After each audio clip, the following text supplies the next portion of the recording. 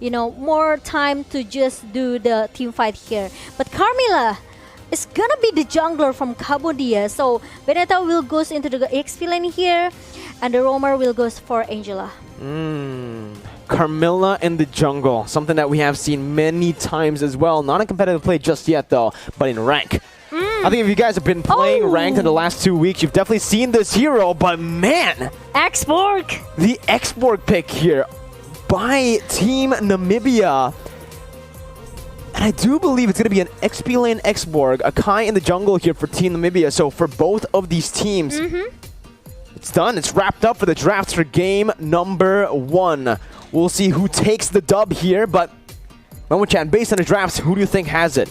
I really like the combo coming from Carmilla and also Cloud.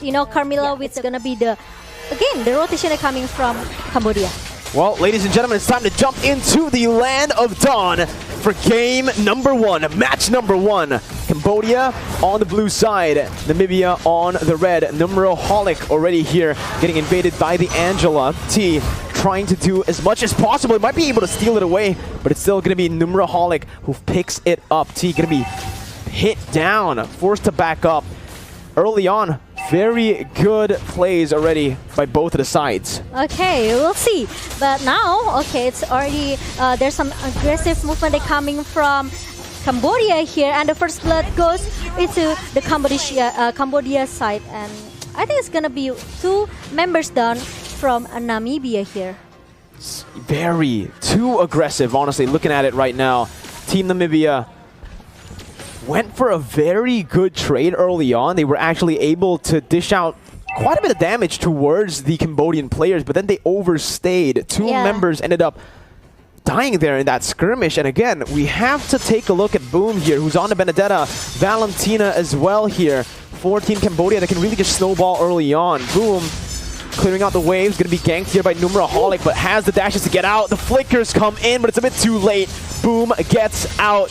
And now Lutu is going to be in the midst of it all in a 1v4, still able to sustain so much HP back in. Boom comes in once again, picking up a kill.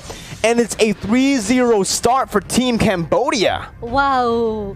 Okay, did you see how Boom trying to manage the team fight just now? The skirmish between Boom and also everyone coming from Namibia. But look at that.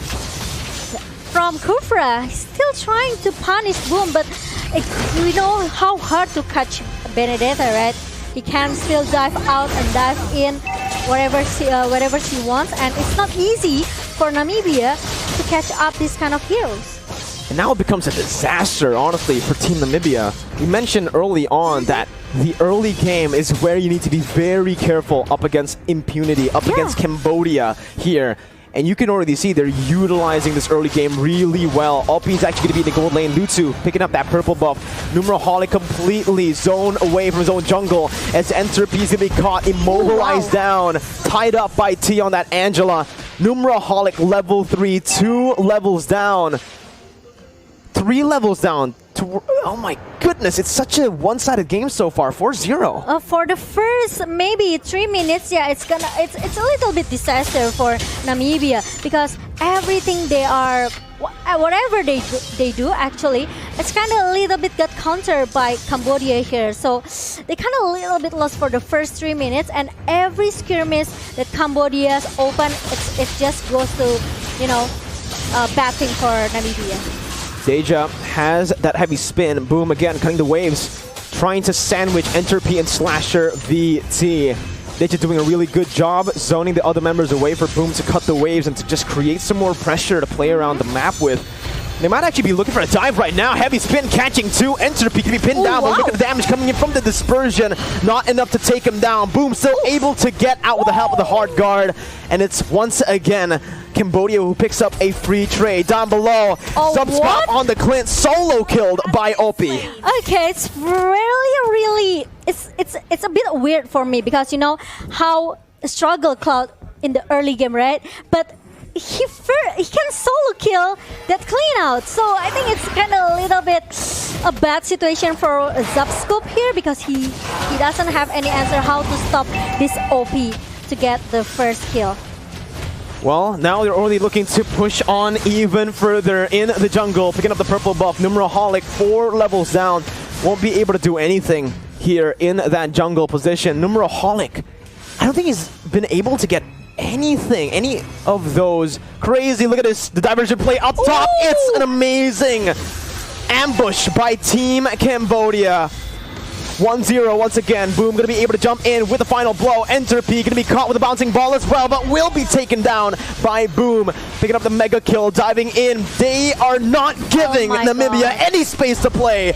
Under the tier 1, they pick everyone up. And there's no point kill coming from Namibia. Like I said it earlier, it's just the snowballing for Cambodia. They're really dominating the first game. The first 5 minutes.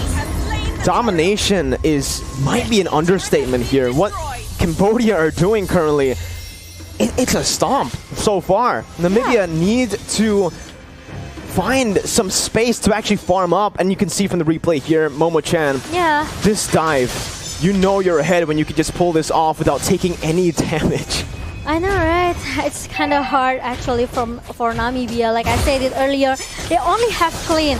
But Clean will stay in the lane here, trying to punish OP. But you know, OP has a lot of escape ability here. He has that sprint. He also has the battle mirror image, right, to help him comes out. But look at that Lutu with the curse of blood coming through to punish. Oh, remember in the mid lane and 2-point kill for Cambodia. Well, it's about to be more here. Entropy gonna be caught. That's going to be a stun coming in as well. Oh Say goodbye to Zubskop as he is going to fall under the base turret. Lutu tanking up a storm, but it doesn't matter. They're still able to get out of turret range.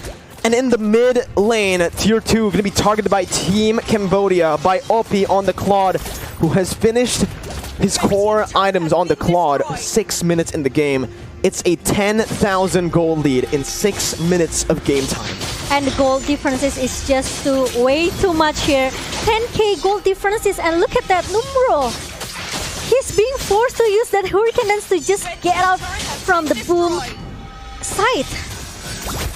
Okay, and the Blazing Duet comes in. There you go. It's just too, you know, too painful. Too painful, yeah. To deal with. Look, if Zubskop gets bursted down, you can kind of understand.